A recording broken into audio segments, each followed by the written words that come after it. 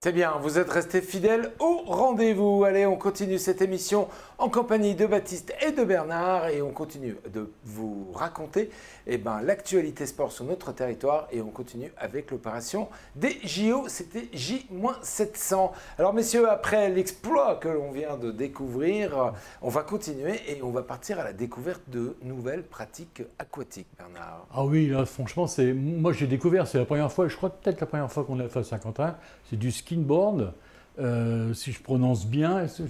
J'ai fait bien, merci Baptiste. Good. Donc, tu as une certaine longueur, environ 10-15 mètres, c'est dans des boudins en plastique, et puis tu as un petit peu d'eau, tu as 10 cm d'eau. Avec ça, tu as une planche, tu te lances sur la planche et tu vas le plus loin possible. Ça ressemble un petit peu à du surf, c'est pas évident. Ouais. On a la chance d'avoir cette base nautique ici à Saint-Quentin.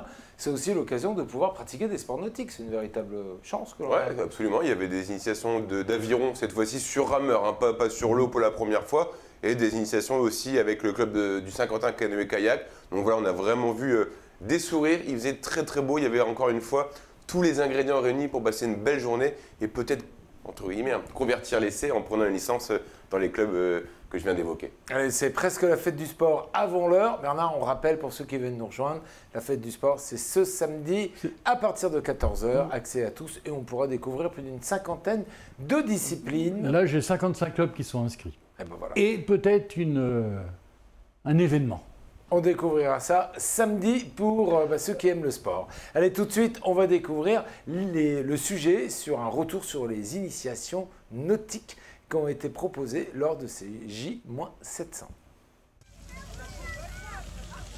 Dans la continuité du défi de Fabrice de Créqui et des J-700 autour des sports nautiques et aquatiques, des initiatives étaient proposées samedi après-midi du côté de la plage d'Île. Au programme, du skimboard, de l'aviron sur rameur et du canoë-kayak. Aujourd'hui, c'est vraiment une initiation pour montrer aux enfants que le kayak est praticable par tout le monde.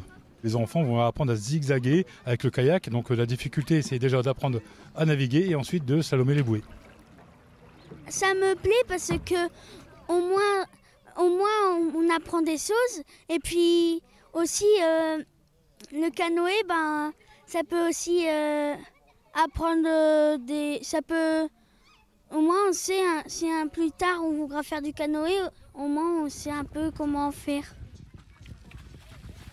Le skimboard, c'est une toute petite planche de bois, là, comme on peut voir ici, là, que j'ai là. Et le but, c'est de glisser sur une fine pellicule d'eau. Alors à la base, ça vient de la plage. Normalement, on chope le début de la mer et on vient chercher la vague. Et puis voilà, c'est une façon de surfer, entre guillemets, mais avec des planches beaucoup plus petites et sur le bord de l'eau. On a du monde, ça fait plaisir à voir. Les jeunes s'amusent bien, moi aussi, donc c'est top.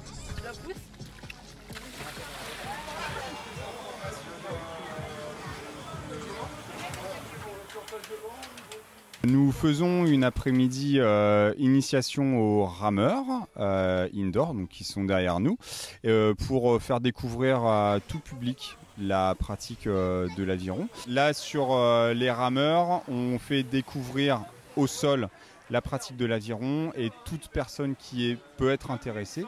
Nous proposons de revenir sur les fêtes du sport. Donc nous ferons également les portes ouvertes, nous, dans ce cadre-là, de 10 h à 17 h le samedi 10 septembre. Un étendil animé toute la journée pour le plaisir des petits et grands qui ont pu tester de nouvelles activités sportives autour de l'eau.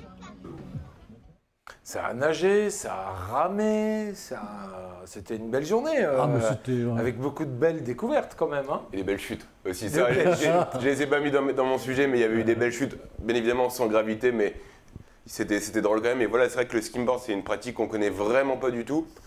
Vraiment la petite sœur du surf, on va dire, mais vraiment super à découvrir. Et on voit bien, hein, les enfants, ils ont un large sourire. Hein. En régie, on me dit qu'on a les images de Baptiste cet été du côté de Biscarrosse.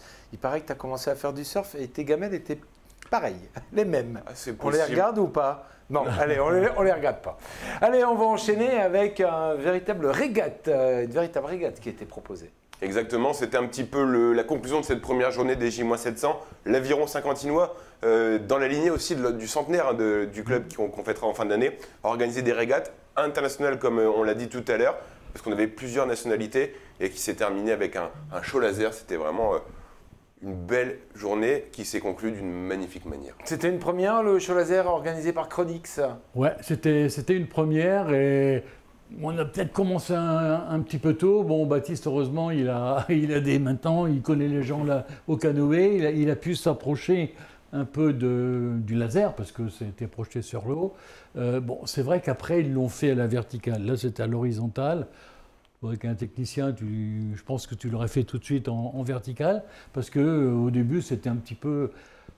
Il fallait prendre de la hauteur pour le voir. Voilà. Et ce qu'il faut dire, c'est aussi qu'il fasse absolument nuit noire pour qu'on voit 100% du spectacle proposé. Ça a commencé un petit peu tôt, la nuit n'était pas totalement noire, donc voilà. Mais si les gens ont attendu un petit peu, on a pu vraiment profiter pleinement de ce spectacle. Allez, on partage quelques images avec vous. En retour sur cette régate qui a été organisée par l'Aviron Saint-Quentinois et quelques images de ce show laser. On a Maxime. Pour terminer cette première journée de l'événement des J-700, direction la base nautique pour découvrir des régates organisées par le club de l'Aviron Saint-Quentinois. Nous sommes sur nos régates Super Sprint International, donc en 4 de pointe et en 4 de couple, où les membres du club actuels, plus anciens, toujours sur le club ou qui sont partis dans d'autres endroits, se sont réunis et actuellement s'affrontent sur des courses de 200 mètres en match race, donc du duel à élimination directe. Une organisation qui s'inscrit également dans le centenaire du club, puisque l'Aviron Saint-Quentinois soufflera en fin d'année sa 100e bougie. Là, ce soir, nous sommes sur une de nos 3 manifestations estampillées centenaire. Après l'appel du 18 juin où nous avions notre régate interentreprise. Ce soir, nous sommes sur un format super sprint. Le but, c'est que ce soit ludique, que ce soit festif, en bateau et qu'on s'éclate le plus possible entre anciens, entre actuels, entre nouveaux membres du club, jeunes, moins jeunes. On passe un bon moment ensemble, rigolo, festif et où on s'amuse.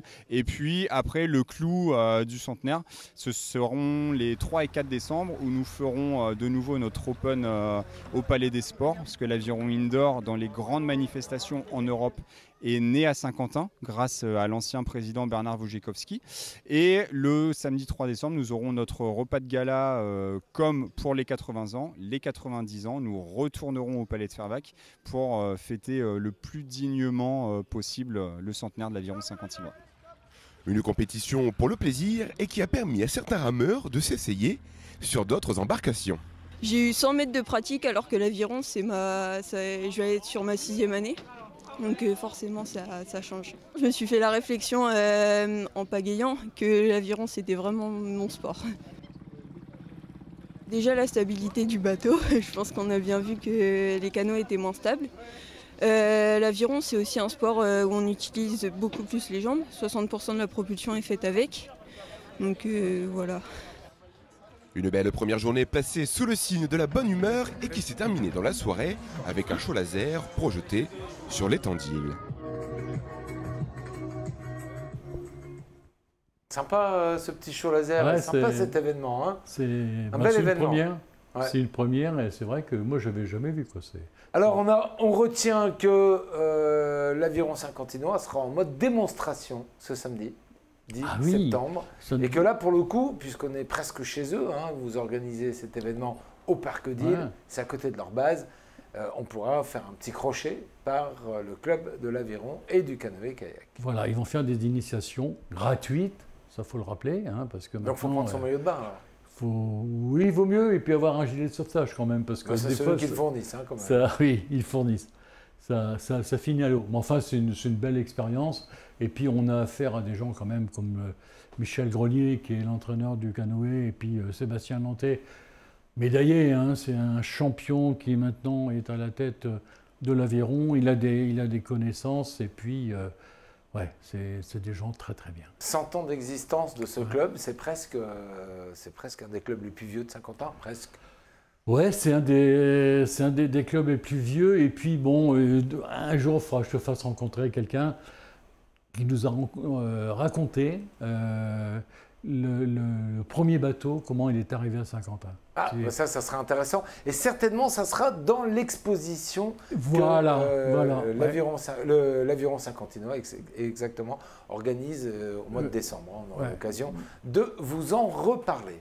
Bernard, on reste dans l'événement des J-700 et à la fin de cette première journée, c'était pas fini puisqu'il y avait une deuxième journée. Oui, il y avait... fallait se lever de bonne heure. Le dimanche matin, bon, entre guillemets, les vrais sportifs, là, parce que là, c'était pas... il fallait le faire, hein, il fallait se mettre à l'eau. Et on a commencé par la jeune, on avait des jeunes triathlètes qui étaient là, 10-12 ans, hein, qui ont commencé la journée. Donc, ils nageaient, ils faisaient du vélo, et après, ils finissaient course à pied ou course à pied et après vélo. Bon, là, ça commence déjà à monter dans les tours. Et on a vu des belles performances et on a vu surtout des gens qui s'amusaient. Hein, tu les voyais, comme dit Baptiste, ils avaient tous la banane quand ils sortaient, quand ils avaient fini leur parcours. C'était pas une compétition, il fallait participer. Et donc là, c'était très bien. Et le Pastel Triathlon nous promet de faire un jour une grande journée Pastel Triathlon avec du triathlon. Baptiste s'était levé de bonne heure pour vous ramener les images qui suivent. T'as couru, t'as nagé? Non, je me suis pas levé de bonne heure, j'ai dormi sur la plage d'Île, c'était plus facile pour être là le lendemain. T'étais un peu en mode vacances, quoi. Presque. Il y avait la guitare, le feu de camp et tout ce qui allait bien. Il y avait juste le duvet. Ah si, il y avait le show laser. Ils t'ont prolongé toute la nuit. Allez, on regarde. Après un samedi riche en activités sportives, la ville de Saint-Quentin a décidé de remettre le couvert le lendemain en débutant cette journée avec un triathlon ouvert à toute la population. Si vous voulez faire une deuxième boucle, vous pouvez revenir. Plaisir avant tout, mais c'est sympa de faire découvrir notre discipline aux gens de la ville, aux Saint-Quentinois, donc c'est un grand plaisir de les accueillir. Aujourd'hui, c'est vraiment un triathlon découverte, c'est-à-dire qu'il n'y a pas de course ni de performance, on est vraiment là pour découvrir les enchaînements donc, entre la natation, le vélo et la course à pied. L'objectif, pourquoi pas faire un vrai triathlon, entre guillemets, c'est une vraie course. Un jour sur Saint-Quentin, ça pourrait être vraiment très sympa. Il y a eu des triathlons de fait au niveau du canal, mais il y a maintenant une vingtaine d'années. Mais là, ça faisait quelques années qu'il n'y avait rien du tout au niveau triathlon. Et ça fait plaisir dans ce cadre qui est vraiment sympa de pouvoir faire découvrir notre discipline. Si les gens apprécient et veulent signer chez nous, c'est encore mieux, j'allais dire. On les accueille les bras ouverts. Mais on est surtout là aussi pour faire découvrir aux gens notre discipline qui est un peu méconnue encore. C'était le premier triathlon depuis les vacances, donc c'est la reprise. Très bien. J'ai choisi ce sport parce qu'il est complet, qu'il y a 3 disciplines et que mes cousins en faisaient déjà avant et ils m'ont fait découvrir ce sport. Donc je suis tombé tout de suite amoureux de ce sport et voilà. Je sais même pas le temps que j'ai mis, mais oui, je suis content. Ça va, on a revu les amis, le club et tout ça, donc oui, c'était très bien. Pas de chrono, pas de classement, le seul but était de participer et de s'initier à cette pratique sportive qui gagne à être connue et reconnue. Alors la particularité quand même, c'est que c'était ouvert à tous. Hein. Ah, ouvert à tout le monde, oui. Fallait savoir nager quand même. Hein. Oui, bien sûr. Bon, petit coup de chapeau, c'est au service des sports de la ville de Saint-Quentin qui l'ont fait le triathlon le dimanche matin. Et puis aussi, ils ont largement œuvré dans le mois d'août pour pouvoir organiser cet événement. Et un vrai coup de chapeau, puisque c'est eux qui sont à chaque fois à la baguette de ces J-1000, -900, -800 et -700. Quelques mots sur le J-600, Bernard? Alors là, on monte à chaque fois, hein, c'est vrai qu'on monte, et les -600, il y aura les 100 ans de l'Aviron qui seront inclus dedans, et il va y avoir vraiment une exposition sur la boxe saint-quentinoise. On avait une réunion ce matin, et je peux te dire qu'il y aura des surprises. Il ne faudra pas louper cet événement qui va durer 3-4 jours. Hein. Ça sera début décembre. Début décembre, 3-4 décembre, enfin à partir du 3 décembre. Pareil avec des événements, avec des surprises, avec... On aura l'occasion d'y revenir. Ouais, parce que ça va être super.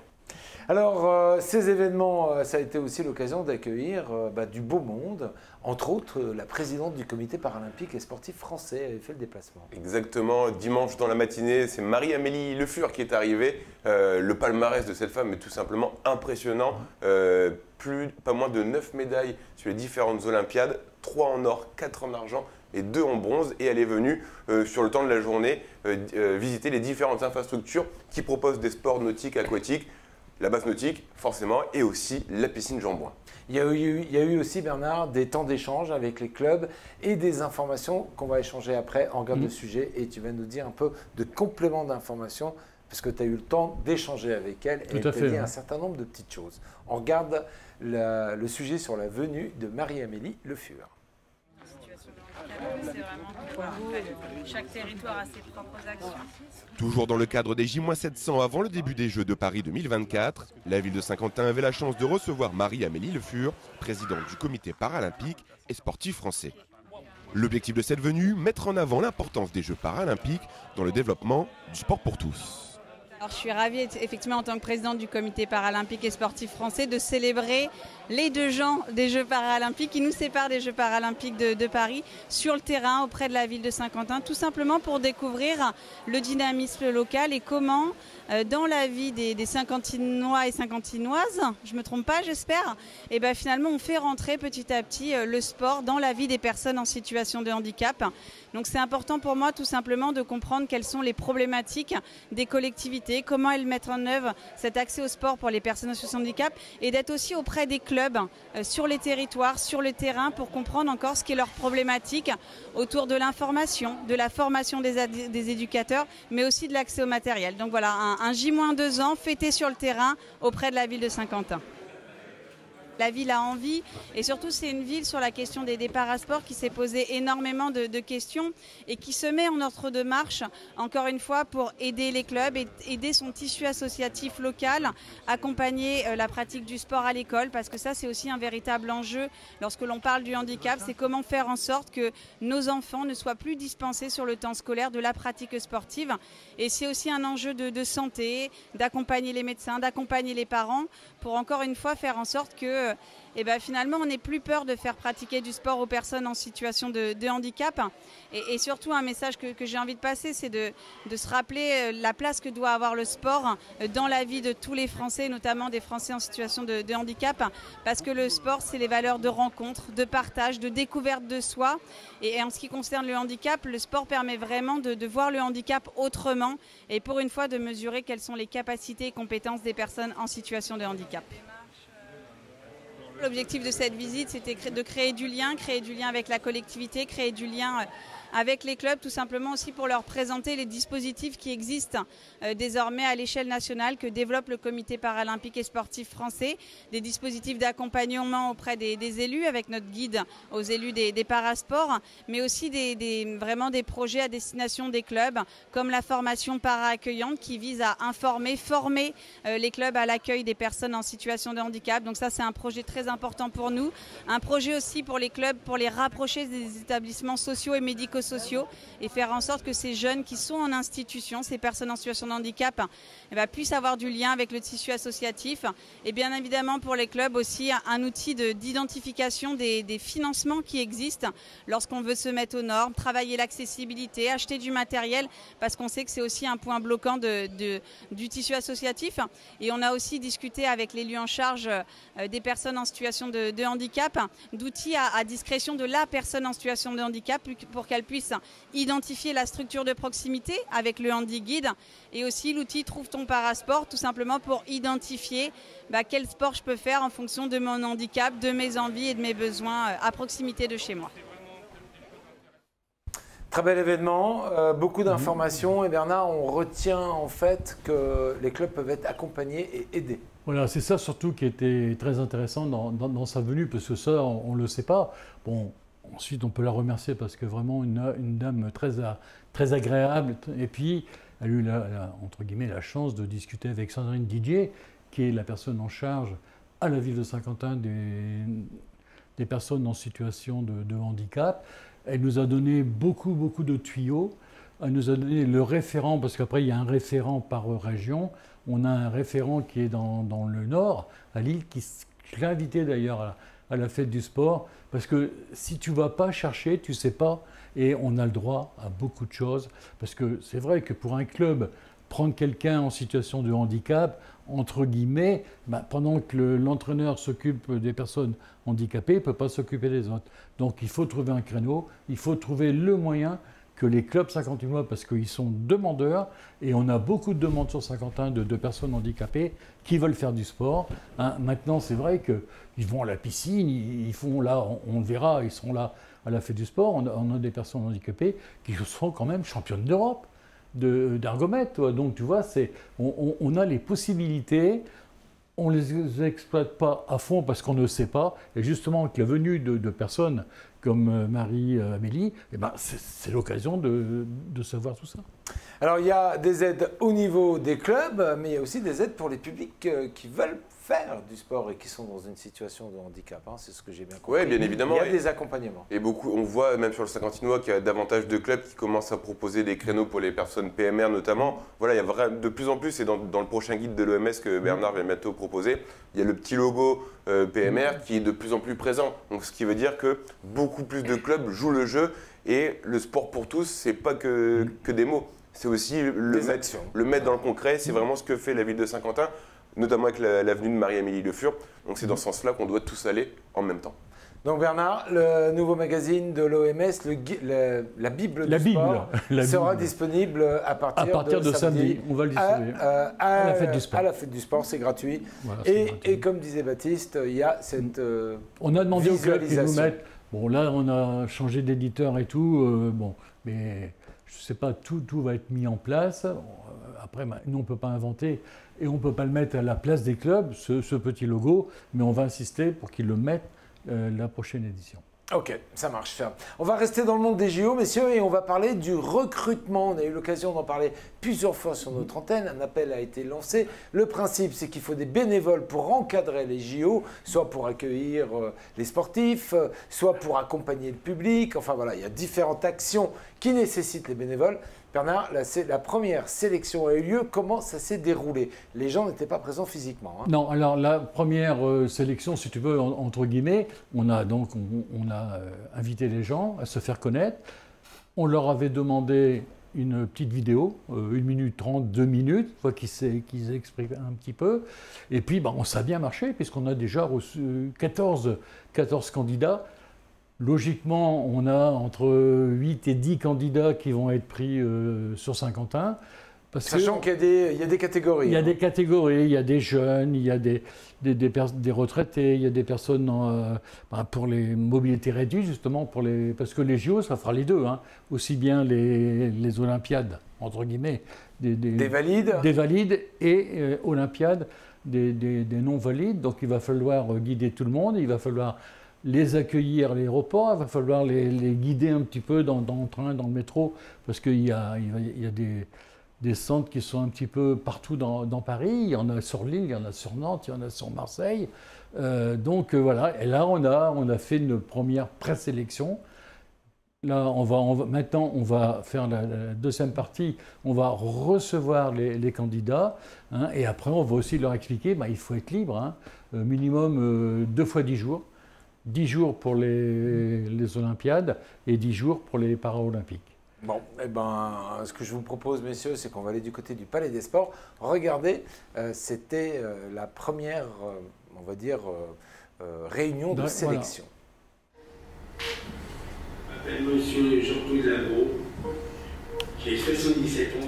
Après avoir lancé un appel à candidature pour trouver des volontaires lors des Jeux Olympiques et Paralympiques de Paris 2024, la ville de Saint-Quentin continue son recrutement avec une première sélection effectuée la semaine dernière en visionnant les CV vidéo des candidats. J'ai travaillé en secteur hospitalier. On a visionné en fait l'ensemble des CV vidéo, des CV aussi sur papier, donc de l'ensemble des candidats qui ont postulé pour le recrutement des volontaires Paris 2024 pour les JO.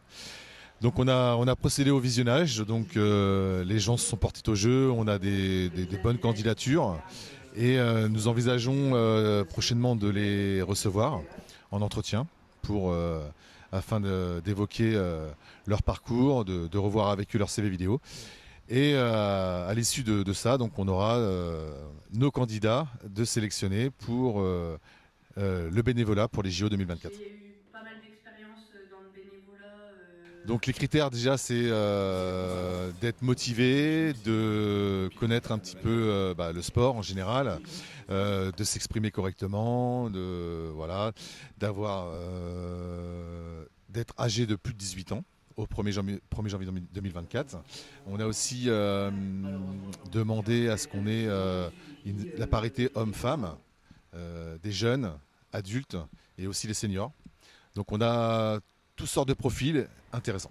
Je suis très sportive, donc je n'ai pas peur de faire des tâches. Nous, on va sélectionner les candidats.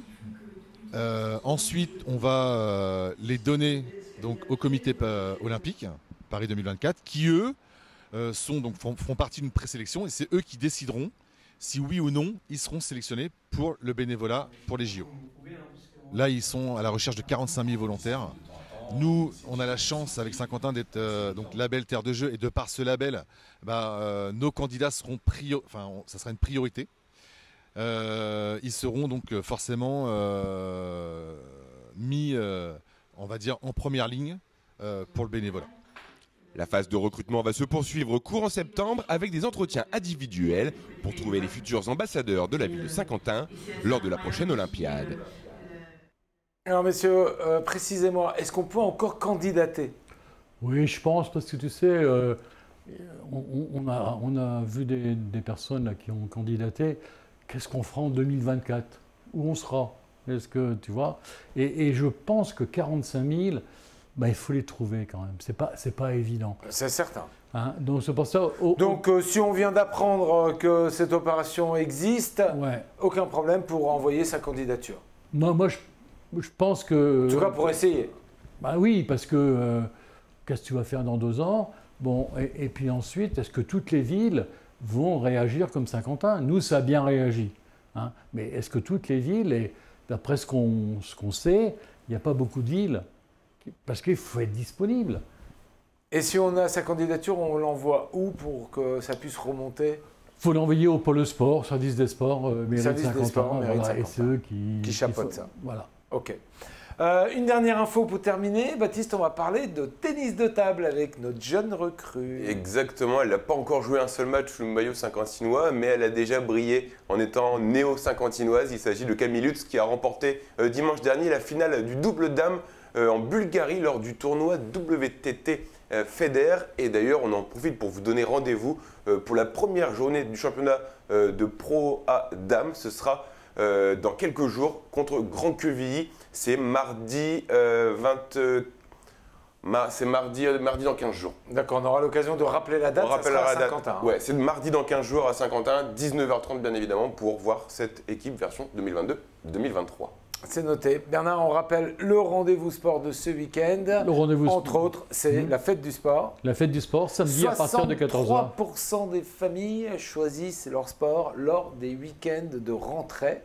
Et 63% des familles veulent mettre leur enfant à la pratique sportive. Oui. Donc, samedi, il va y avoir affluence. Il faut venir, tout à fait, oui. Alors, entre autres, on pourra découvrir les clubs, échanger avec les dirigeants, mais aussi découvrir les clubs pro, puisqu'il y aura une présentation pro de SQBB, du Saint-Quentin Volleyball, du tennis de table. Là, les filles, on voit bien, elles sont en championnat, donc elles ne peuvent pas faire le déplacement. Par contre, c'est l'équipe 2 qui sera présentée, c'est ça? Je pense, oui. C'est ça, l'équipe Pro B qui a obtenu son ticket pour cette division en fin de saison dernière. Ok. Et puis on aura aussi les filles qui viennent de monter en National 2 du hand.